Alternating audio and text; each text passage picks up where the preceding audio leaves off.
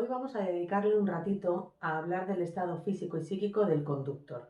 Bueno, de lo que es en general, ¿no? Es decir, nuestras condiciones físicas, psíquicas, medicamentos, alcohol, drogas, etcétera, etcétera. Mirad, uno de los primeros, bueno, el primer examen que una persona tiene que pasar para convertirse en conductor es precisamente un examen psicotécnico, ¿no? Es decir, donde se nos van a mirar más o menos el oído, la vista, los reflejos, en general una revisión eh, por encima de las capacidades físicas y psíquicas básicas para poder conducir un vehículo. Tener en cuenta que vamos a tener que tomar un montón de decisiones, vamos a tener que estar a cargo de un vehículo, vamos a ser responsables de otros usuarios que son más frágiles. Por lo tanto, no solo tenemos que conocer unas normas, ¿no? Que es todo este proceso de formación, sino que tenemos que ser capaces de cumplirlas, ¿no? Tenemos que ser capaces de tomar decisiones acertadas, de estar en las condiciones más óptimas para poder hacerlo.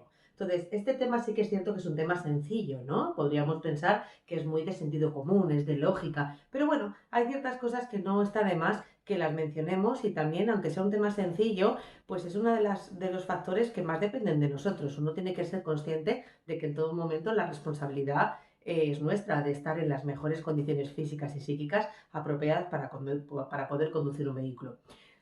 Sin irse a los extremos y hablar del alcohol y de las drogas, aunque también lo haremos, es algo tan sencillo como ser conscientes de que no conducimos igual cuando estamos cansados, o si estoy estresada, o si no he dormido bien, ¿no? Entonces, lo responsable no es negar la evidencia, lo responsable es conducir en base a esas circunstancias. No se trata de que estoy cansada, pero bueno, conduzco como si no lo estuviera. No, la idea es que reconozco que estoy cansada y voy a adaptar mi conducción a esas condiciones, ¿no? Quizás con reducir la velocidad, con separarme más del vehículo que circula delante, es decir, con darme un poquito más de margen, pues a lo mejor lo compensaríamos.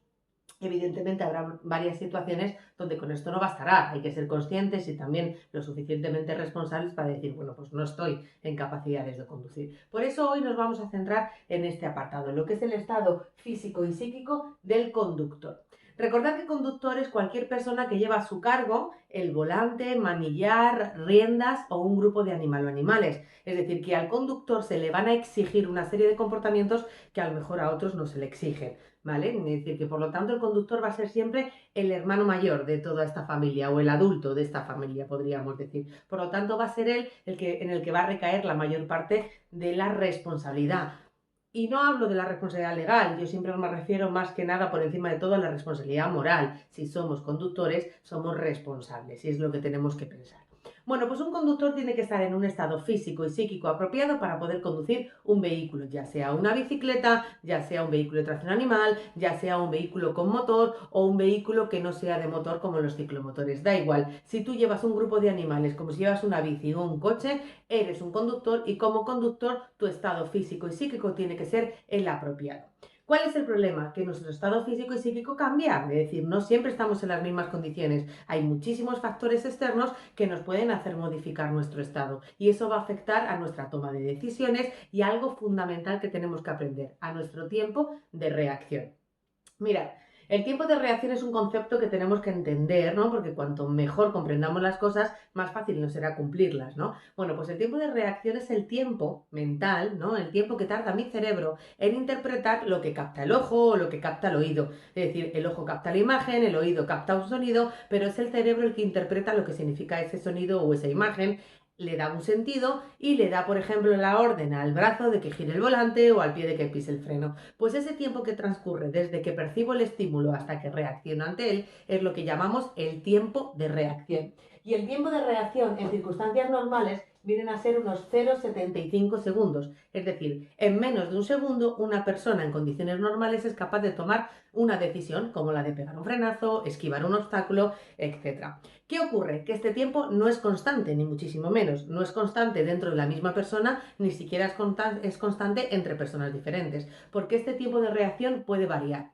Cuando cambias para mal, es decir, el tiempo de reacción si cambia es porque aumenta, no va a hacer nada, no hay nada que haga que mi tiempo de reacción sea menor, es decir, que disminuya, porque el cerebro necesita su tiempo, pero sí puede pasar que nuestro tiempo aumente, es decir, que si mis condiciones físicas, psíquicas no son las apropiadas, pues mis capacidades disminuyen. Eso significa que voy a tardar más en darme cuenta, que el cerebro va a tardar más en asimilar lo que está captando el ojo o lo que está oyendo el sonido. Por lo tanto, el tiempo de reacción aumentará cuando nuestras condiciones físicas o psíquicas disminuyen. Si soy menos capaz, tardo más tiempo. Es como cuando todavía estamos aprendiendo a leer, ¿no? Es decir, si tú estás aprendiendo a leer, como no lees bien, tardas más tiempo en completar un libro. Sin embargo, cuando ya lees con fluidez y lo tienes más asimilado, tardas menos tiempo en completar el libro. Pues esto es lo mismo. Si mis capacidades no son las idóneas, tardo más tiempo en hacer una misma tarea. Por lo tanto, ese tiempo de 0,75 segundos siempre va a aumentar. ¿Qué le va a hacer aumentar? Todo lo que afecte a mi cerebro, todo lo que afecte a mis capacidades. El alcohol, las drogas, algunos medicamentos, algunas enfermedades, el cansancio, el estrés, las preocupaciones, la somnolencia, la fatiga, todo lo que me hace no estar en pleno rendimiento hará que nuestro tiempo de reacción aumente. Y eso es peligroso porque el vehículo no se detiene mientras nosotros que pensamos hacer. Mientras que mi cerebro le dice al pie que pise el freno, el vehículo sigue avanzando a la misma velocidad que llevabas. Y muchas veces estás tan cerca del obstáculo o tan cerca del peligro que solo en esa distancia, que se llama distancia de reacción, solo en ese tiempo que tú tardas en decidir qué hacer, ya te ha chocado, por ejemplo. Entonces, si somos conscientes del proceso que lleva el tomar una decisión de este tipo, pues vamos a preverlo, ¿no? Pues reduciendo la velocidad, pues separándonos más del talante, etcétera, etcétera. Así que el concepto fundamental relacionado a todo el tema del estado físico psíquico del conductor es el tiempo de reacción, esos 0,75 segundos, es decir, entre medio segundo y un segundo anda siempre la colcha, pero siempre por debajo de ese segundo. Bueno, evidentemente, es decir, ¿qué deciros, no? Es decir, está terminantemente prohibido conducir bajo los efectos de las drogas. Todas, pero todas las drogas son perjudiciales. Lo que pasa es que sus síntomas, mejor dicho, sus efectos no son iguales. Las drogas se catalogan dependiendo un poco de los síntomas que nos van a producir. Por ejemplo, no es lo mismo el cannabis, por ejemplo, que la cocaína o que el LSD. Es decir, hay drogas que son relajantes o sedantes, hay drogas que son más de comportamientos agresivos, impulsivos, como la cocaína, o drogas que directamente son alucinógenas. Las drogas alucinógenas, como por ejemplo el LSD o los psicotrópicos, en general, tienen un grave problema añadido al que ya es evidente, y es que los efectos de ese tipo de drogas se pueden alargar hasta 10 y 12 horas después de haberla ingerido. A eso se le denomina el efecto flashback, es decir, que no solo tienes los síntomas poco tiempo después de ingerirla, sino que hasta 10 y 12 horas después esos síntomas pueden volver a aparecer. Y recordar que en este tipo de drogas son alucinaciones, el ver y oír cosas que no existen. Y si tenemos que reaccionar ante algo que no existe, pues ya me diréis. Con esto, ¿qué quiero decir? Que evidentemente todas las drogas son perjudiciales, pero no todas las drogas son iguales. Es decir, que sus efectos dependen del tipo de droga que estamos ingiriendo. Antes de meternos de lleno con el alcohol, que quizás es un poco el más característico de este apartado, al ser los controles rutinarios los más frecuentes, etcétera, etcétera, no perder de vista el tema de la medicación, de los medicamentos. A ver, no todos los medicamentos inciden en la capacidad de conducir. Si tomas algún medicamento para la fiebre o etcétera, etcétera, una pomada para la piel, no tiene por qué variar nuestras capacidades, pero muchos otros sí. Por eso lo importante es informarse siempre con el médico, con el farmacéutico, hasta qué punto nos afecta, la forma de tomarlo, etcétera, etcétera. Mucha medicación solo afecta a la conducción de maquinaria pesada o peligrosa, pero en una conducción diaria, pues a lo mejor no, o dependiendo de la hora que lo hayas ingerido, si lo has tomado por la noche, pues por la mañana a lo mejor no, que sí puedes conducir. Los antihistamínicos, por ejemplo, que es un medicamento típico de las alergias estacionales, por ejemplo, pues los de antigua generación eran antihistamínicos que incidían mucho en nuestras capacidades mentales porque la forma de paliar los síntomas de la alergia era medio dormirte, entonces producían una gran somnolencia y eran incompatibles con la conducción. Sin embargo, los antihistamínicos de nueva generación ya no, es decir, ya no son contraproducentes dentro de un orden para la conducción. Así que no todas las enfermedades, igual que no todos los medicamentos, inciden en la capacidad de conducción, pero muchos sí. Por eso hay que actuar en consecuencia, informarse, saber hasta qué punto o qué estrategias debo seguir, ¿no? Es decir, cuando tomo alguna de estas medicación. Ahora, con el tema del alcohol es otra historia, ¿no? Porque aunque ningún conductor de vehículos se puede negar nunca a una prueba de detección de alcohol o drogas y repito, ningún conductor de vehículo, no confundir la palabra conductor con la palabra usuario. En clases anteriores ya vimos que usuarios también son los peatones y los animales. Entonces, no se le puede obligar a hacer un control de alcoholemia al señor con las ovejas, ¿no? Y como peatón, si no estás implicado directamente en un accidente, tampoco te tienen por qué obligar a hacer un control de alcoholemia. Pero a un conductor sí. Un conductor no se puede negar nunca. Bien porque se establezca un control rutinario, ¿no? Es decir, que pues simplemente por prevención y se va parando a los conductores y se les va haciendo el control de alcohol o de drogas, o bien a consecuencia de haber sido denunciado por alguna infracción. Por ejemplo, si yo conduciendo mi vehículo me salto un stop y me para la policía, en este caso me detiene la policía, ¿vale? Me va a denunciar. La policía me va a denunciar a la Dirección General de Tráfico, que es quien me va a poner la multa. Me denuncia por haberme saltado un stop, es decir, por cometer una infracción. Pero de paso, si quiere, ¿vale? Me puede hacer un control de alcoholemia, aunque no estuviera estipulado en un control rutinario. Es decir, que un conductor no se puede negar nunca, bien sea por consecuencia de una denuncia o bien sea porque es sometido a un control rutinario. Pero los conductores no se pueden negar. Pueden pedir una segunda prueba de refutación, es decir, pueden pedir que se les lleve a un centro médico para que se les realice un análisis de sangre, pero si vuelven a dar positivo, lo cual es probable si lo has dado en la prueba que te hacen en el aire, te va a tocar pagar los gastos del traslado, del análisis, etcétera, etcétera. Con lo cual, pues bueno, tendríais que estar muy seguros de que de verdad no habéis ingerido ninguna cantidad de alcohol y que por eso es un falso positivo. Pero esto, pues es muy poco frecuente. Bueno, pues como os digo, el alcohol es más, ¿cómo os diría? Es decir, nadie tiene muchas dudas a la hora de la ingesta de drogas, ¿no? Es decir, es algo que está prohibido, que está penado y que no se puede conducir bajo los efectos de las drogas. Pero el alcohol tiene un punto ahí que es difícil de valorar de verdad. Es decir, el alcohol hasta cierto punto socialmente no está mal visto, ¿no? Se brinda con una copa, se toman unas cañas, etcétera, etcétera. Bueno, pues todo como todo, es decir, con un orden. Hay que tener en cuenta que desde la primera cantidad de alcohol nuestros efectos ya se empiezan a notar en nuestro cerebro, en la toma de decisiones, en ese carácter más alegre o más desinhibido. Es decir, pues eso hace ya que nuestra capacidad de conducción no esté a pleno rendimiento. Por eso hay establecida una tasa de alcoholemia legal. Pero esto que no os nuble la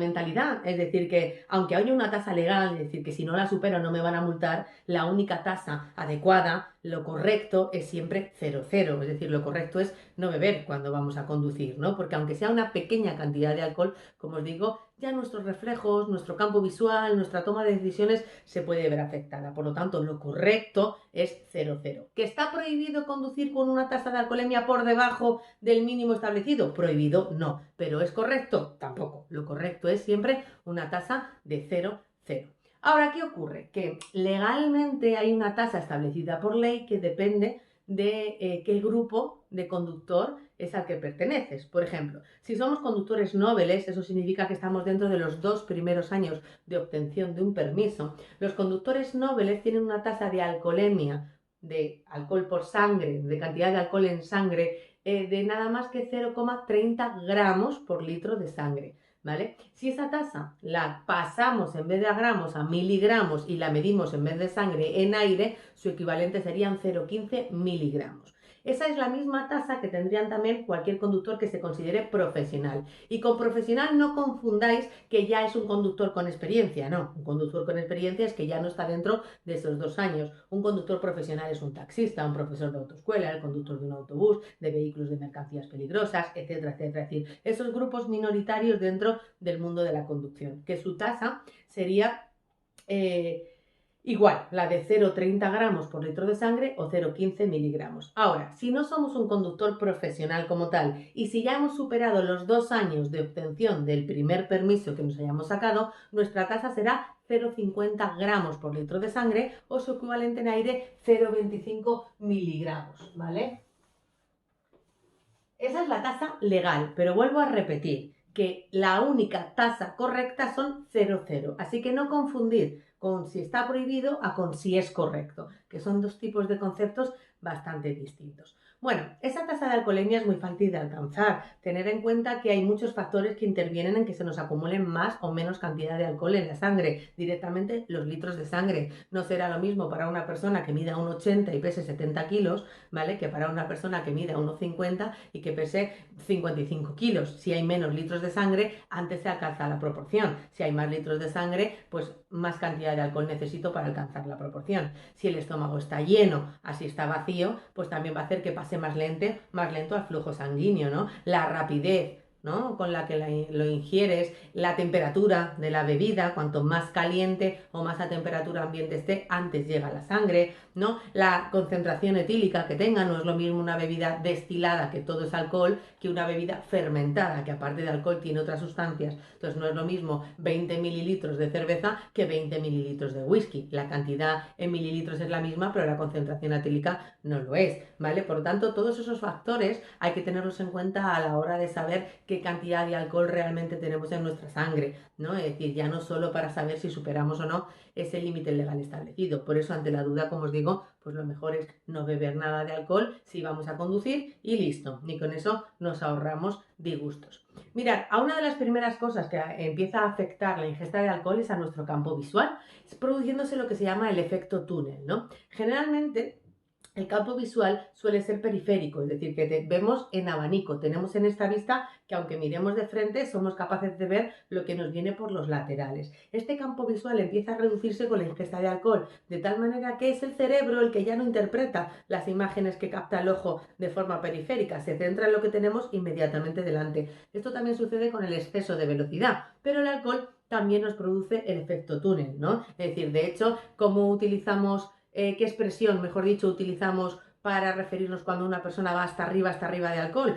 Solemos decir que va ciego, ¿no? Es decir, que el campo visual se empieza a reducir de tal manera que ya no ves nada. De ahí un poco la expresión de ir ciego, ¿no? Cuando vas de alcohol hasta arriba. Así que ese efecto túnel, esa pérdida del campo visual, aparte de la desinhibición, la dificultad de tomar decisiones correctas, el asumir más riesgos, la falta de reflejos, la falta de coordinación, hace que sea muy, muy peligroso. Recuerdo, ningún conductor se puede negar a un control de alcoholemia, pero no confundir conductor con peatón o con animal, es decir, no confundir la palabra conductor con la palabra usuario. Para hacer un control de alcoholemia a un peatón, recuerdo, tendría que estar implicado directamente en un accidente, ¿vale? Es decir, por lo tanto, es una norma muy relativa a los conductores de vehículos. Eso sí, de cualquier vehículo. Un ciclista también tiene una tasa, la normal, la general, la tasa de 0,25 miligramos o 0,50 gramos si es en sangre, que no puede superar. Igualmente estaría sujeto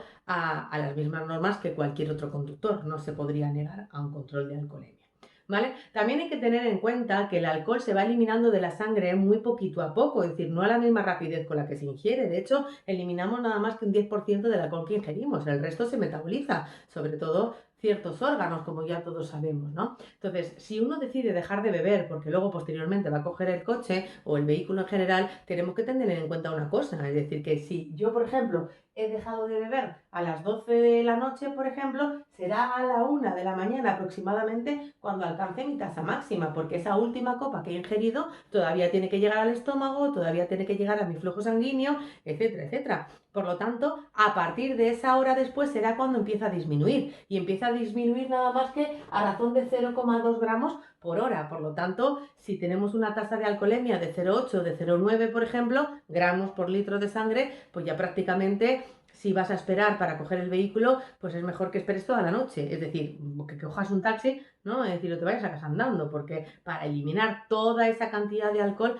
pues vas a necesitar unas cuantas horas. Así que una hora después aproximadamente de haber ingerido nuestra última copa, alcanzaremos el punto máximo y a partir de ahí empezará a disminuir, cosa que hay que ser consciente.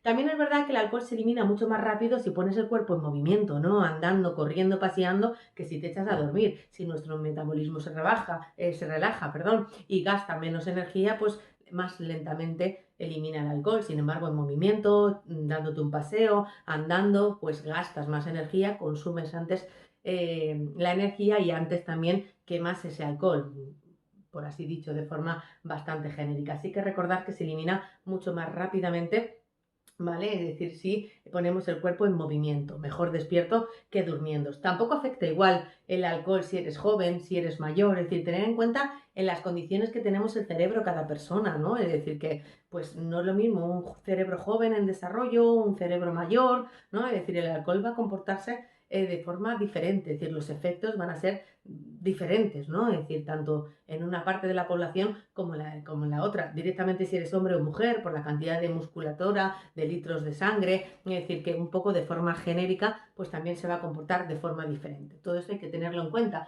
Pero claro, hay una solución muy sencilla. No bebo nada si voy a conducir y solucionado. Es decir, no tengo que estar calculando ni cuánto peso, ni cuánto mido, ni si he comido, ni si no he comido, ni si es alcohol, si es cerveza, si es vino, si es whisky. Directamente, si vamos a conducir, pues no bebemos alcohol. Ahora, tener en cuenta que todo no es el alcohol. Es decir, evidentemente, como os decía, al estar socialmente incluso bien visto, pues es muy fácil que podamos incurrir un poco en ese error. Pero hay cosas tan sencillas como el cansancio, como el que te lleves un disgusto y tengas que coger el coche, las preocupaciones, la falta de sueño, que también nos hacen más dificultosa nuestra conducción, ¿vale? Mirad, la vista, por ejemplo. La vista es un sentido fundamental para la hora de conducir. De hecho, el oído, aunque es muy útil, no es imprescindible y podemos obtener un permiso extraordinario aunque seamos sordos, por ejemplo, pero siendo ciegos evidentemente no. Entonces, la vista es fundamental, pero no se ve igual de día que de noche, por ejemplo. La visión nocturna ya es un peligro añadido. Nos cuesta mucho más trabajo fijarnos en las cosas, ver las señales, distinguir la profundidad de las vías, calcular la distancia y la velocidad que traen otros vehículos. Por lo tanto, conducir de noche directamente es más peligroso que conducir de día. Y eso requiere un sobreesfuerzo, ¿no? Nuestro ojo, nuestra retina, nuestra pupila se va adaptando constantemente a sombras, luces, más luces, las luces de vehículo, las luces de farolas, y tienes que esforzarte mucho más en poder ver a tu alrededor y eso produce muchísimo más cansancio. A lo mejor una hora conduciendo de día no es tan cansado como una hora conduciendo de noche que parece que llevas 2 horas conduciendo. Entonces esto hay que tenerlo en cuenta. Luego está el riesgo de deslumbramiento también, por ejemplo. La vista puede sufrir un problema que es el deslumbramiento, ¿no? Es decir, que bien por la luz del sol cuando está en sus horas bajas, al amanecer, al atardecer, o por las luces de otros vehículos, temporalmente ese fogonazo de luz nos quita temporalmente la visibilidad y eso conduciendo evidentemente es un riesgo. Por cierto, si sufrimos un deslumbramiento, lo más importante es levantar el pie del acelerador, es decir, reducimos la velocidad y si hace falta nos detenemos, pero ¿dónde estamos? Lo que no podemos hacer nunca es intentar cambiarnos de carril, desplazarnos al arcén, porque al no tener visibilidad no sabemos si esos lugares están ocupados, si viene alguien o no viene alguien circulando por ese carril o por ese arcén. Apartamos la vista del foco que nos deslumbra y reducimos la velocidad y incluso si hiciera falta llegando a detenernos. Por lo tanto, la vista es un apartado fundamental. No solo hay que ver bien, también hay que saber qué ver, ¿no? Hay que ver con anticipación, es decir, mirar de lejos, mirar por los lados, mirar hacia atrás, para intentar adivinar, ¿no? Lo que pueda suceder, ¿no? Si yo veo que el semáforo está en verde para mí como vehículo, pero veo que hay un peatón que viene haciendo footing con los cascos puestos, pues es muy probable que a lo mejor ni se dé cuenta de cómo está el semáforo y cruce sin mirar. Bueno, pues yo lo sé, yo lo preveo porque lo estoy viendo de lejos, con lo cual yo puedo reducir la velocidad con la intención de evitar el accidente. ¿Que la prioridad de paso es mía? Cierto, pero yo siempre tengo la opción de prever el comportamiento de los demás usuarios y en la medida de lo posible colaborar, entendernos, ¿no? Es decir, que siempre actuar como adulto, ¿no? Es decir, que me espero que tú a lo mejor no lo hagas bien, pero aquí estoy yo ya para protegerte y para que no pase nada. No se trata en este momento de pelearnos por quién tenía la razón. Se trata de, ¿yo puedo hacer algo para evitar el accidente? Pues lo hago. Así de sencillo. No es el momento de echar balones fuera, de es que tú has cruzado mal y por eso... No, no, no. Es decir, si uno quiere convertirse en un conductor de vehículo, tiene que asumir esa postura. Si no, pues no vamos por el buen camino. Bueno, pues como os decía, la vista es una parte importante, ¿no? Y la vista incluso nos puede producir cansancio, ¿no? Conducir, por ejemplo, por la noche. Y ese cansancio puede sobrevenirnos por muchos factores. El cansancio físico, por las horas de trabajo, por el ejercicio, cansancio mental, por las preocupaciones, las depresiones. Incluso hay mucha medicación muchas veces que se toma para estas circunstancias. Por lo tanto, también hay que tener en cuenta los efectos de esa medicación. De hecho, conducir bajo los efectos de la depresión, crisis de ansiedad, pues nos hace tomar malas decisiones, nos hace asumir más riesgos, nos hace no evaluar bien las situaciones. Por lo tanto, también es un tipo de conductor propenso a sufrir o provocar un accidente. Pero el cansancio es muy frecuente, ¿no? Simplemente porque salgo de trabajar, ¿no? Es decir, porque pues estoy que no he dormido bien y el cansancio puede sobrellevarnos a la somnolencia y la somnolencia te puede hacer llegar a quedarte dormido al volante. Y siempre hay síntomas que se pueden un poco intuir, ¿no? Cuando le estás moviéndote en el vehículo constantemente, la pesadez del cuello, ¿no? Como que se te cae esa pesadez en los párpados también, los bostezos, todo eso te hace indicar que no estás en condiciones, que te vas a quedar dormido. Y mirad, solo hay una remedia para la fatiga, el cansancio y la somnolencia: descansar y dormir, no hay más.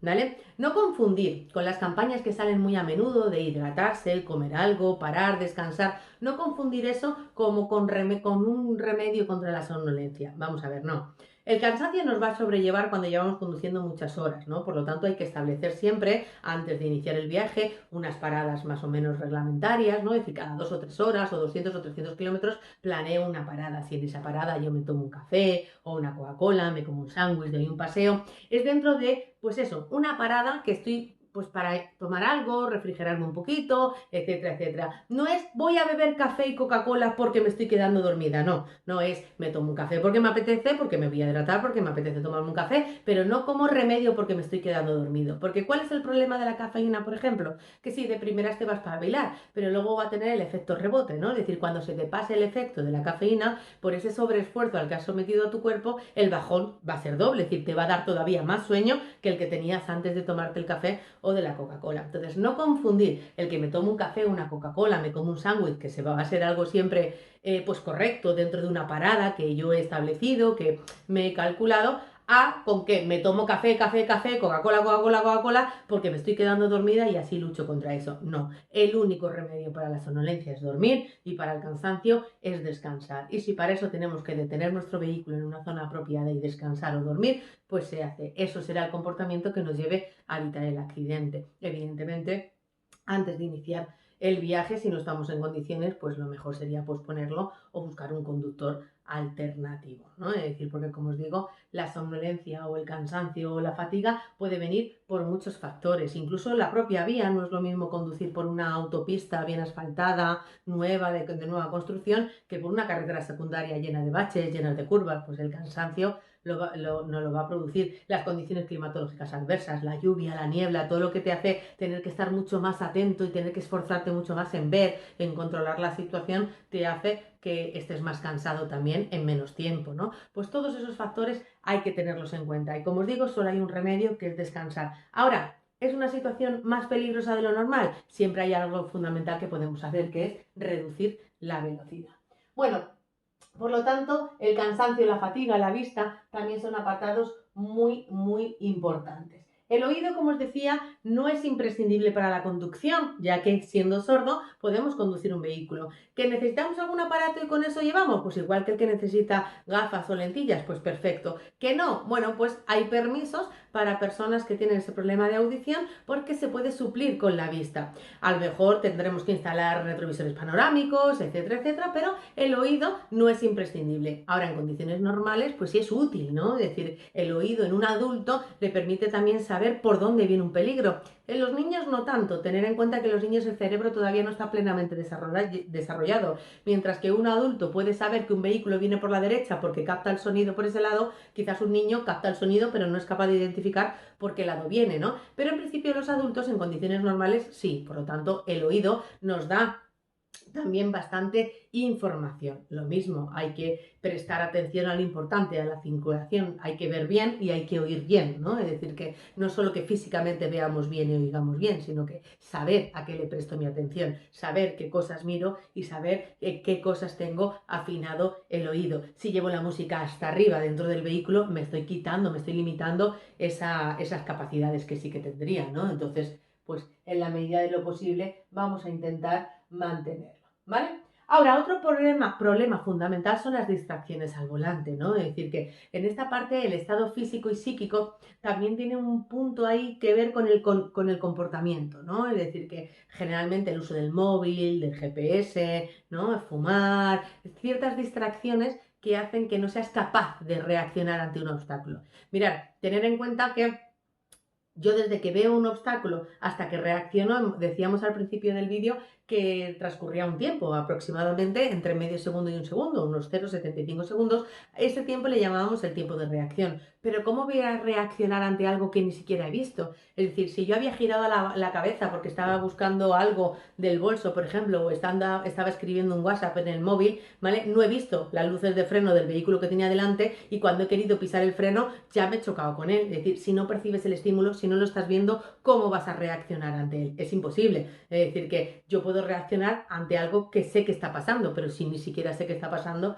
pues el tiempo de reacción va a ser cero, porque no voy a reaccionar directamente. Y ese es el problema de las distracciones, que claro, es decir, si yo tengo que tener una concentración, un campo visual amplio, mirar de lejos, mirar de cerca, mirar por los laterales, mirar detrás, es decir, controlar todo lo que es el espacio que nos rodea, porque puede haber cualquier imprevisto y no estás observando, pues es imposible reaccionar. Por lo tanto, las distracciones al volante son muy frecuentes y es una de las mayores causas de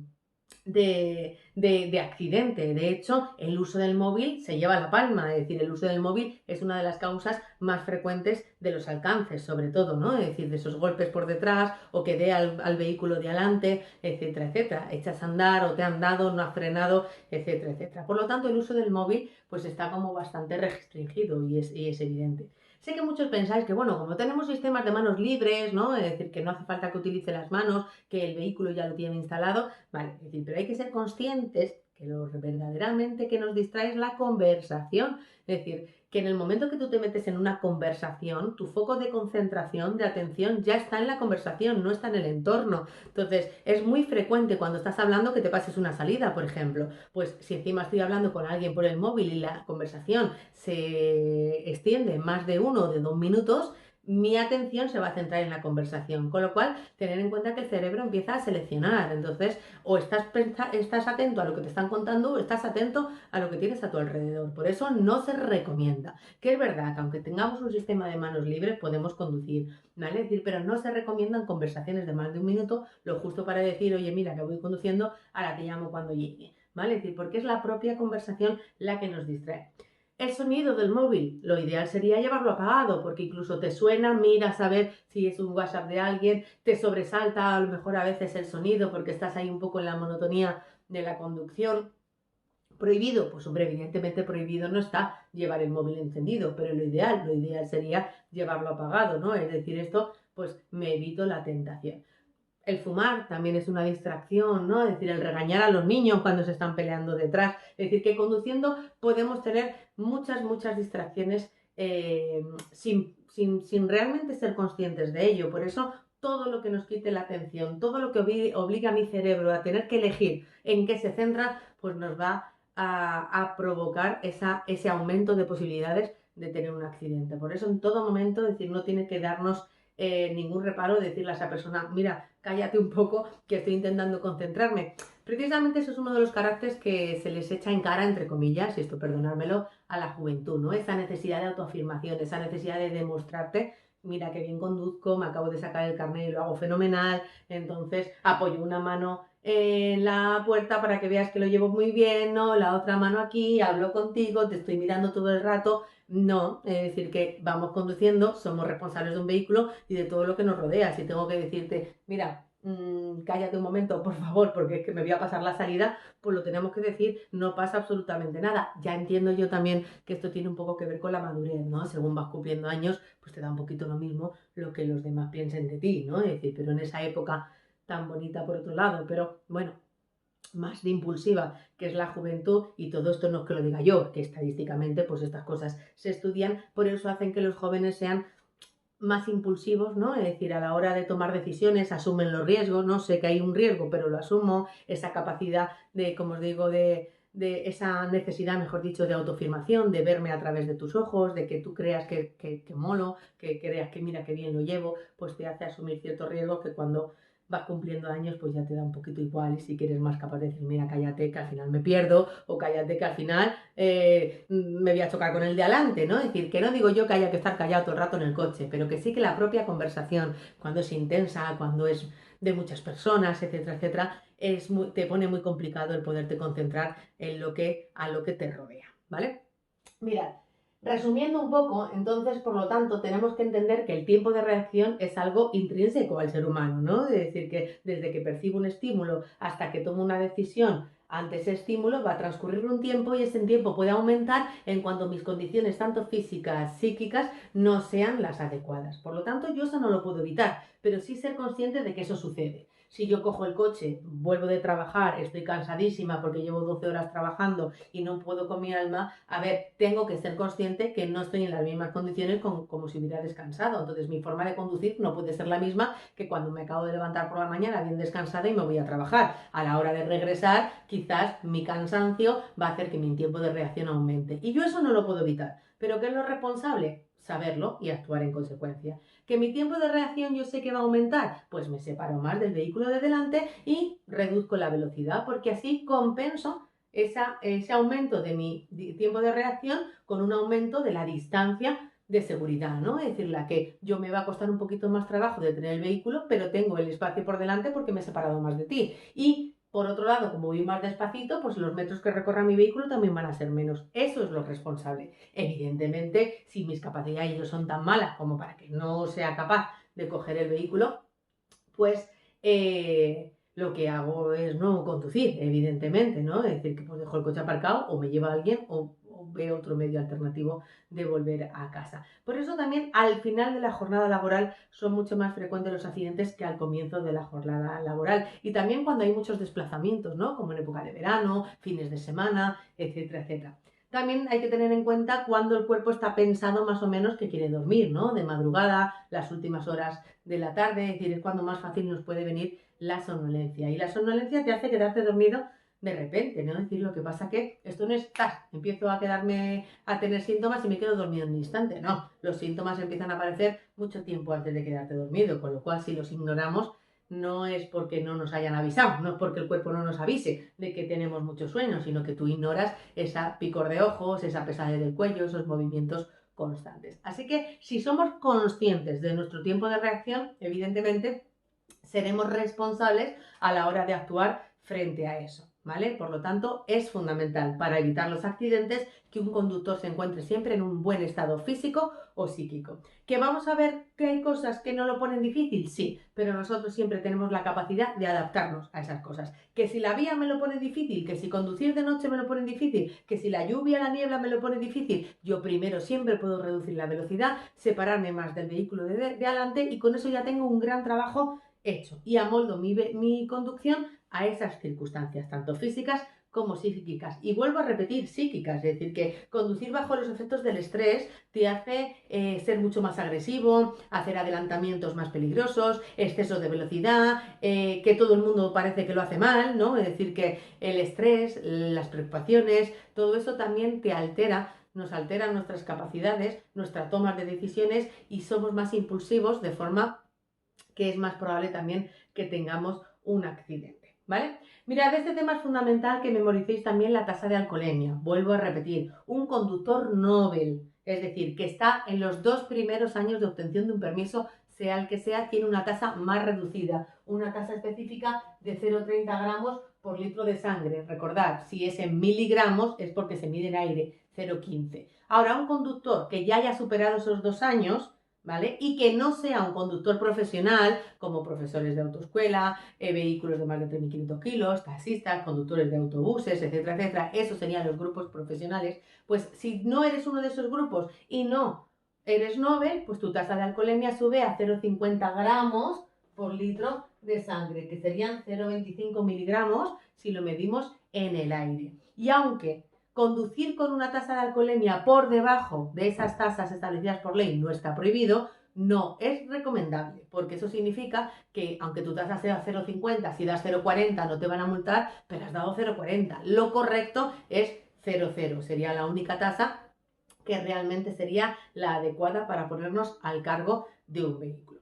Como os decía al principio de este vídeo, es decir, este es un tema sencillo, a nada que apliquemos un poquito el sentido común, es verdad que no debería tener demasiada dificultad, pero no está de más que le prestemos la atención que merece, porque nuestro estado siempre va a determinar las decisiones que tomamos, que sean correctas, que no sean correctas, que las tomemos a tiempo, y eso conduciendo puede marcar la diferencia entre tener un accidente y entre conseguir evitarlo. Y de lo que se trata siempre, ese punto en común que tienen todo el temario, que tienen todos nuestros vídeos, es que lo veamos desde ese punto de vista, ¿no? Importante, que no es aprobar el examen teórico y ya está, sino conseguir evitar los accidentes. ¿Cómo?